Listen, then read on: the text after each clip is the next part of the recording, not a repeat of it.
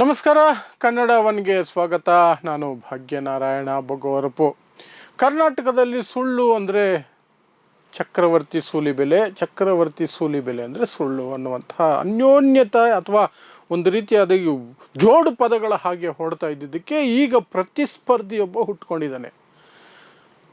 ಚಕ್ರವರ್ತಿ ಸೂಲಿಬೆಲೆಯನ್ನು ಕೂಡ ಮೀರಿಸುವಂತಹ ಮಟ್ಟಕ್ಕೆ ನಾನು ಹೋಗಬಲ್ಲೆ ಅನ್ನುವಂಥ ಭರವಸೆಯನ್ನು ಇನ್ನೊಬ್ಬ ಮೂಡಿಸಿದ್ದಾನೆ. ಡ್ರೋನ್ ಪ್ರತಾಪ್ ಅಂತ ಒಬ್ಬ ಬಂದಿದ್ದ. ಅವನು ಆಲ್ಮೋಸ್ಟ್ ಟೇಕ್ ಓವರ್ ಮಾಡ್ತಿದ್ದ ಚಕ್ರವರ್ತಿ ಸೂಲಿಬೆಲೆನ, ಆದರೆ ಸಿಕ್ಕಾಕೊಂಬಿಟ್ಟ.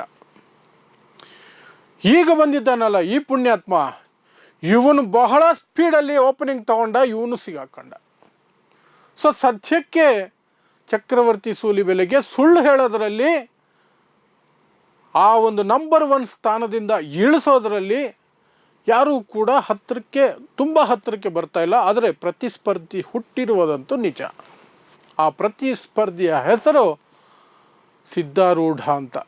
ಹೆಸರು ನೋಡಿ, ನಿನ್ನೆ ಕೂಡ ಹೇಳ್ತಿದ್ದೆ ಆತನ ಬಗ್ಗೆ ಹೇಳ್ತಿರ್ಬೇಕಾದ್ರೆ, ಆ ಹೆಸರಿನಲ್ಲಿರುವಂತಹ ದೊಡ್ಡ ಮಠ, ವಚನ ಚಳುವಳಿ, ವಚನ ಸಾಹಿತ್ಯ, ಎಲ್ಲ ಕಡೆ ಆ ಹೆಸರು ಬರುತ್ತೆ. ಆ ಹೆಸರನ್ನು ನಾವು ಎತ್ತಿ ಇಂತಹ ವಿಚಾರಗಳನ್ನು ಪ್ರಸ್ತಾಪ ಮಾಡೋದು ನಿಜವಾಗ್ಲೂ ಕೂಡ ನೋವಿನ ಸಂಗತಿ. ಆದರೆ ಆ ಅಯೋಗ್ಯ ಆ ಹೆಸರನ್ನೇ ಇಟ್ಕೊಂಡಿದ್ದಾನೆ. ಅವನ ತಂದೆ ತಾಯಿ ಆ ಹೆಸರು ಇಟ್ಟುಬಿಟ್ಟಿದ್ದಾರೆ. ನಮಗೆ ವಿಧಿ ಇಲ್ಲ.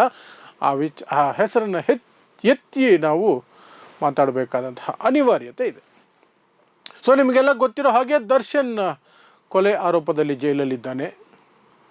ಸೊ ಅದೇ ಜೈಲಿಗೆ ಕಳೆದ ವಾರ ಬಳ್ಳಾರಿ ಜೈಲಿನಿಂದ ಸಿದ್ಧಾರೂಢ ಅನ್ನುವಂತಹ 22 ವರ್ಷಗಳಿಂದ ಜೈಲಿನಲ್ಲಿರುವ, ಕೊಲೆ ಆರೋಪದಲ್ಲಿ ಜೈಲಲ್ಲಿರುವಂತಹ ವ್ಯಕ್ತಿ ಶಿಫ್ಟ್ ಆಗ್ತಾನೆ. ಯಾಕೆ ಶಿಫ್ಟ್ ಆಗ್ತಾನೆ ಅಂದರೆ, ಅವನು ಸನ್ನಡತೆಯ ಆಧಾರದ ಮೇಲೆ ಅವನನ್ನು ಬಿಡುಗಡೆ ಮಾಡಬೇಕು ಅಂತ ಸರ್ಕಾರ ನಿರ್ಧಾರ ಮಾಡಿರುತ್ತೆ. ಸೊ ಬಿಡುಗಡೆಯ ಕಾರ್ಯಕ್ರಮ ಬೆಂಗಳೂರಿನಲ್ಲಿ ಇರೋದ್ರಿಂದ ರಾಜ್ಯದ ಎಲ್ಲ ಜೈಲುಗಳಿಂದಲೂ ಕೂಡ ಕೈದಿಗಳನ್ನು, ಸನ್ನಡತೆಯ ಆಧಾರದ ಮೇಲೆ ಬಿಡುಗಡೆ ಆಗ್ತಿರುವಂತಹ ಕೈದಿಗಳನ್ನು ಬೆಂಗಳೂರಿನ ಪರಪ್ಪನ ಅಗ್ರಹಾರ ಜೈಲಿಗೆ ಕರ್ಕೊಂಡು ಬರ್ತಾರೆ. 1 ದಿನದ ಮಟ್ಟಿಗೆ ಅಥವಾ 2 ದಿನದ ಮಟ್ಟಿಗೆ ಇಲ್ಲಿ ಇರೋದಕ್ಕೆ ಅವನಿಗೆ ಅವಕಾಶ ಸಿಕ್ಕಿರುತ್ತೆ ಬೆಂಗಳೂರು ಜೈಲಲ್ಲಿ.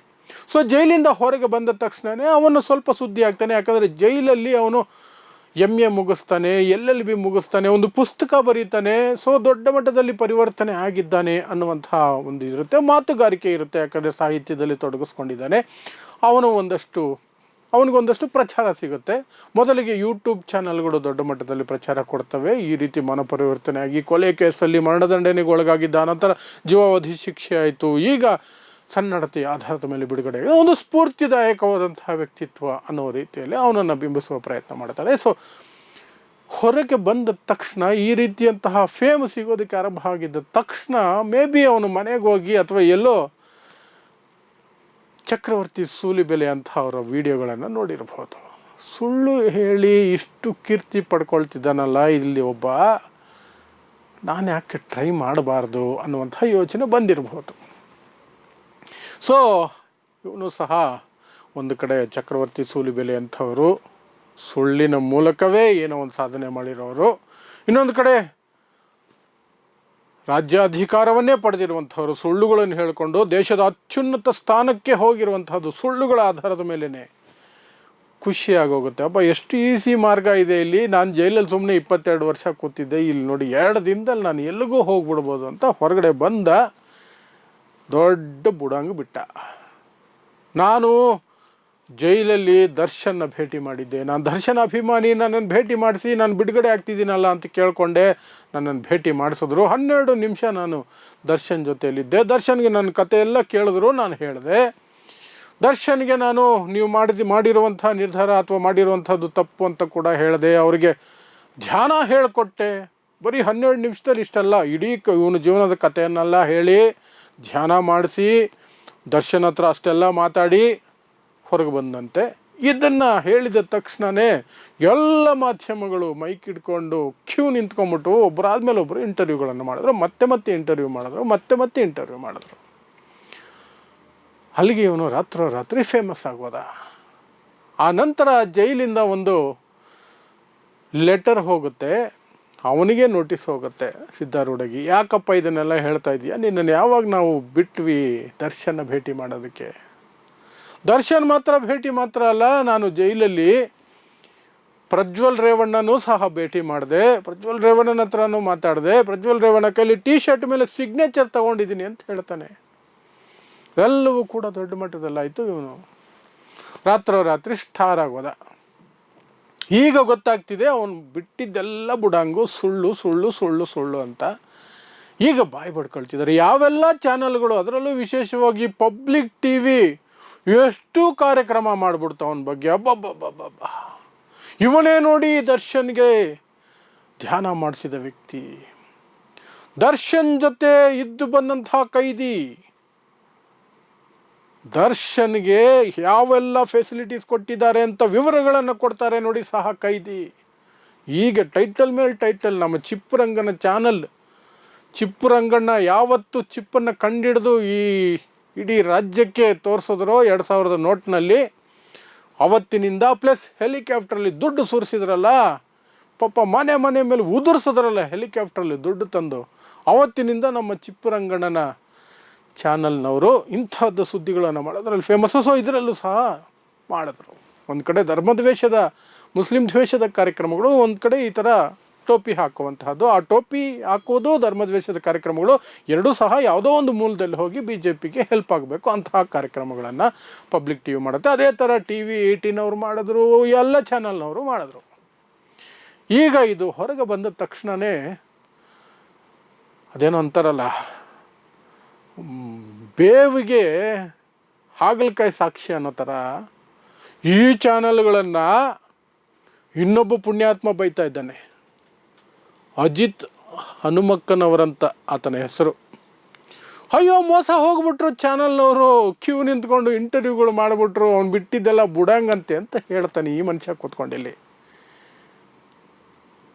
ಈ ಮನುಷ್ಯ ದಿನ ಬೆಳಗಾದರೆ ಎಷ್ಟು ಬುಡಂಗು ಬಿಡ್ತಾನೆ, ಎಷ್ಟು ದ್ವೇಷ ಬಿತ್ತಾನೆ, ಏನೆಲ್ಲ ಮಾಡ್ತಾನೆ ಅನ್ನೋದು ಇಡೀ ಜಗತ್ತಿಗೆ ಗೊತ್ತಿರಬೇಕಾದ್ರೆ ಇವನು ಪಬ್ಲಿಕ್ ಟಿವಿ ಅಂತಹ ಚಾನಲ್ಗಳನ್ನು ಬೈಯೋದು ಕೂತ್ಕೊಂಡು. ಚಾನಲ್ಗಳವರು ಹೋಗಿ ಮಾಡಿದ್ರು ಅಂತ. ಸುವರ್ಣ ನ್ಯೂಸ್ ಅವ್ರು ಮಾಡಿದ್ರು ಇಲ್ವೋ, ಅದೇ ಅವನು ಹೇಳಿದ ಸುಳ್ಳುಗಳನ್ನು ಪ್ರಸಾರನೋ ಗೊತ್ತಿಲ್ಲ, ನಾನಂತೂ ಗಮನಿಸಿಲ್ಲ. ಯಾಕಂದರೆ ಈ ಚಾನಲ್ಗಳನ್ನ ಹೆಚ್ಚು ನೋಡೋಕ್ಕಾಗೋದಿಲ್ಲ. ಎಲ್ಲ ಹೆಡ್ಲೈನ್ಸ್ ನೋಡಿ ಇವರು ಯಾವ ದಿಕ್ಕಲ್ಲಿ ಹೋಗ್ತಿದ್ದಾರೆ ಅಂತ ಸ್ವಾರಸ್ಯಕರವಾಗಿದ್ದರೆ ಒಂದಷ್ಟು ನೋಡ್ಬೋದು. ಯಾಕಂದರೆ ಎಷ್ಟು ವಿಷ ಬಿತ್ತಾ ಇದ್ದಾರೆ, ಎಷ್ಟು ಸುಳ್ಳು ಹೇಳ್ತಿದ್ದಾರೆ ಅಂತ ನಾವು ತಿಳ್ಕೊಬೇಕಲ್ಲ ಜನಕ್ಕೆ ಹೇಳೋಕ್ಕೆ. ಹಾಗಾಗಿ ಆ ಚಾನಲ್ಗಳನ್ನು ನೋಡೋದಕ್ಕೆ ಪ್ರಯತ್ನ ಮಾಡ್ತೀವಿ. ಆದರೆ ಈ ವಿಚಾರದಲ್ಲಿ ನನಗೆಲ್ಲೂ ಕಂಡಿಲ್ಲ ಸಿದ್ಧಾರೂಢನ್ನು ಕೂರಿಸ್ಕೊಂಡು ಇವರು ಇಂಟರ್ವ್ಯೂ ಮಾಡಿ ಅವನ ಸುಳ್ಳುಗಳನ್ನು ಇವರು ನಿಜ ಅನ್ನೋ ರೀತಿ ಬಿತ್ತರಿಸಿದ್ದು. ಆದರೆ ಬೇರೆ ಚಾನಲ್ಗಳು ಮಾಡಿದ್ದಾರೆ. ಆ ಬೇರೆ ಚಾನಲ್ಗಳನ್ನು ಸುವರ್ಣ ನ್ಯೂಸ್ನಲ್ಲಿ ಕೂತ್ಕೊಂಡು ಅಜಿತ್ ಹನುಮಕ್ಕನವ್ರು ಕಿಂಡಲ್ ಮಾಡೋದು ನಿಜವಾಗ್ಲೂ ಕೂಡ ಅದೊಂದು ತಮಾಷೆ. ಬೇರೆ ಚಾನಲ್ಗಳನ್ನ ಉಗಿತಾ ಇರೋದು ಅಜಿತ್ ಹನುಮಕ್ಕನವರು. ಅವರೆಲ್ಲ ಯಾಮಾರ್ಬಿಟ್ರು, ಸುಳ್ಳು ಹೇಳೋದನ್ನು ಬಿತ್ತರಿಸ್ಬಿಟ್ರು. ಅಪ್ಪ ಸ್ವಾಮಿ, ನಿನ್ನ ಚಾನಲ್ನಲ್ಲಿ ದಿನ ಬೆಳಗಾದರೆ ಸುಳ್ಳೇ ಕಣಯ್ಯ ನೀನು ಬಿತ್ತರಿಸೋದು. ಸುಳ್ಳು ಬಿಟ್ಟು ಒಂದು ದಿನ, ಒಂದು ಕ್ಷಣ ಸತ್ಯವನ್ನು ಹೇಳಿದ್ದೀನಿ, ಸತ್ಯವನ್ನು ತೋರಿಸಿದ್ದೀನಿ ಅಂತ ತೋರಿಸ್ಬಿಡ್ಲಿ. ಈ ಒಂದು ರೀತಿ ಆಘಾತಕಾರಿಯಾದಂತಹದ್ದು ರೀತಿಯಲ್ಲಿ ನಮ್ಮ ಅಜಿತ್ ಹನುಮಕ್ಕನವರು ಹೇಳಿದ್ದು, ಉಗಿದಿದ್ದು ಬೇರೆ ಚಾನಲ್ಗಳನ್ನು, ಸುಮ್ಮನೆ ಹೇಳಿದ್ದಲ್ಲ, ಉಗಿದಿದ್ದು ನಗುತ್ತಾ ಇದೊಂದು ತಮಾಷೆ ವಿಚಾರ ನೋಡಿ ಅಂತ. ಸೊ ಒಟ್ಟಿನಲ್ಲಿ ಈ ಒಂದು ಪ್ರಕರಣದಿಂದ ಗೊತ್ತಾಗೋದಂದರೆ ನಮ್ಮ ಸೂಲಿಬೆಲೆಗೆ ಯಾವತ್ತು ಬೇಕಾದರೂ ಆ ಸ್ಥಾನಕ್ಕೆ, ಸೂಲಿಬೆಲೆ ಪಡ್ಕೊಂಡಿರುವಂತಹ ಅತ್ಯುನ್ನತ ಸ್ಥಾನ ಇದೆಯಲ್ಲ, ಗ್ರೇಟ್ ಲೈಯರ್ ಅನ್ನುವಂತಹ ಸ್ಥಾನ, ಅದಕ್ಕೆ ಯಾವಾಗ ಬೇಕಾದ್ರೂ ಕಂಟಕ ಆಗ್ಬೋದು. ಯಾವಾಗ ಯಾರು ಬೇಕಾದ್ರೂ ಟೇಕ್ ಓವರ್ ಮಾಡೋ ಪ್ರಯತ್ನಗಳು ನಡಿಬೇಕು. ಸೂಲಿಬೆಲೆ ದಯವಿಟ್ಟು ತುಂಬ ಅಲರ್ಟ್ ಆಗಿರಬೇಕು, ಆ ಸ್ಥಾನ ಬಿಟ್ಕೊಡದೇ ಇರೋ ರೀತಿಯಲ್ಲಿ. ಇನ್ನೊಂದು ಕಡೆ ಅಜಿತ್ ಹನುಮಕ್ಕನಂಥವರು ತಾವು ಅದೇ ಕೊಚ್ಚೆಯಲ್ಲಿ ಬಿದ್ದಿರಬೇಕಾದ್ರೆ ಇನ್ನೊಬ್ಬರನ್ನು ನೋಡಿ ನೀವು ಕೊಚ್ಚೆಯಲ್ಲಿ ಬಿದ್ದಿದ್ದೀರಿ ಅಂತ ನಗೋದಿದೆಯಲ್ಲ, ಅದು ಇನ್ನೂ ಕೂಡ ಅಸಹ್ಯ. ಮೊದಲು ನಿಮ್ಮದು ನೀವು ತೊಳ್ಕೊಳ್ಳಿ, ನೀವು ಅದಕ್ಕಿಂತ ಹೊಲಸು ಕೊಚ್ಚೆಯಲ್ಲಿ ಬಿದ್ದಿದ್ದೀರಾ. ಇನ್ನು ಬೇರೆ ಚಾನಲ್ಗಳ ಬಗ್ಗೆ ಹೇಳಬೇಕಾಗಿಲ್ಲ, ಅವೆಲ್ಲವೂ ಕೂಡ ಒಂದೇ ಕೊಚ್ಚೆಯಲ್ಲಿ ಬಿದ್ದಿದೆ. ಅದಕ್ಕೆ ಗೋಧಿ ಮಾಧ್ಯಮಗಳು ಅಂತ ಕರೆಸ್ಕೊಳ್ತವೆ, ಮಾರಿಕೊಂಡ ಮಾಧ್ಯಮಗಳು ಅಂತ ಕರೆಸ್ಕೊಳ್ತವೆ ಇವು. ಸೊ ಇದು ಈಗ ನಡೀತಾ ಇರುವಂತಹ ಒಂದು ತಮಾಷೆಯಾದಂತಹ ಪ್ರಕರಣ. ಸಮಾಜದಲ್ಲಿ ಸುಳ್ಳಿಗೆ ಯಾವೆಲ್ಲ ರೀತಿಯಲ್ಲಿ ನಾವು ಜಾಗರೂಕರಾಗಿರಬೇಕು ಅನ್ನೋದಕ್ಕೆ ಇದೊಂದು ಪಾಠ. ನೋಡ್ತಾ ಇರಿ ಸಮಾಜಕ್ಕಾಗಿ ಕನ್ನಡ 1 ನ್ಯೂಸ್. ನಮಸ್ಕಾರ.